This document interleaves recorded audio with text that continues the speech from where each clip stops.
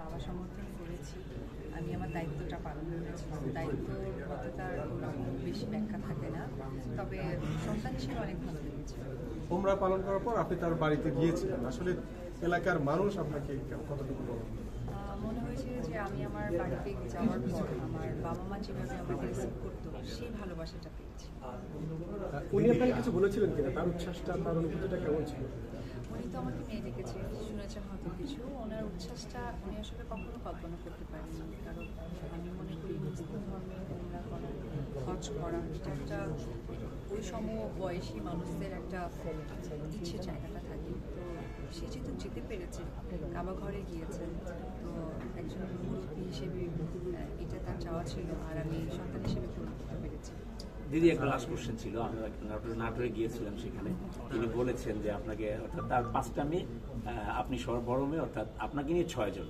সে অর্থাৎ তার 24% জায়গার মধ্যে ছেলেকে 12% দিয়েছেন, আর বাকি 12% 6 মেয়েকে, অর্থাৎ আপনাকে সহ আপনাকে দিয়ে দিয়েছে। এটা তিনি আসলে মিডিয়ার সামনে আনতে জানি, তারপর আমার সাথে কথা হয়েছে ফোনে। এই বিষয়টাকে আপনি কিভাবে দেখেন?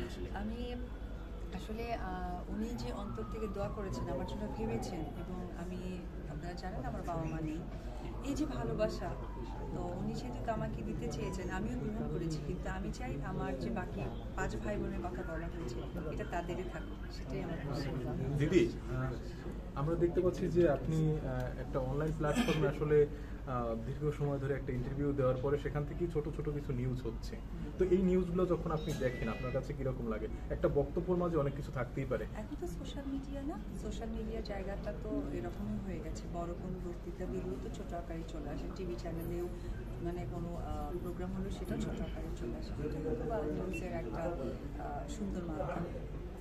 নতুন করে আবার ব্যবসার সাথে যুক্ত হচ্ছেন। আমরা জানি যে এর আগে আপনার যে ব্যবসা ছিল সেখান থেকে এখন সেলুন বিজনেস যেটি, এটার সাথে যুক্ত হচ্ছেন। আমার তো পার্লার বিজনেস অনেক বছর ধরেই আছে, আপনারা জানেন। সেখানে আসলে সেলুনটা যুক্ত হয়েছে, তো আপনাদের জন্য খুশি হওয়ার কথা।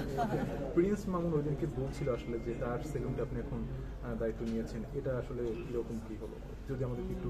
এটা আসলে যেটা হয়েছে যে যখন কোনো কিছু বিক্রি হয়ে যায় সেটা তখন তার, তো সেক্ষেত্রে বিক্রি হয়ে গিয়েছে, এটাই আমার বলার। দিদি, এটা কি মানে আপনি কি কিনে নিয়েছেন কিনা, নাকি তার কাছ থেকে? এটা আমি আছি, এখানে মাসুদ খান যে আছে উনি আমার সাথে আছেন, এবং কাজী মাহফুজ। এই সেলুন পরিচালনা করবো আমরা 3 জন মিলে, আমরা 3 জন মিলে। থ্যাংক ইউ ভাইয়া। দিদি, আমরা যদি একটু সিনেমার দিকে যাই, আসলে আপনি যেহেতু আমরা প্রথমে আপনাকে বলেছি যে আপনি পরিবর্তন হচ্ছেন এবং দর্শক আপনাকে নতুনভাবে দেখবে আশা করি, তো সেক্ষেত্রে 2026 সালের শুরুটা আপনি কি দিয়ে করতে যাচ্ছেন?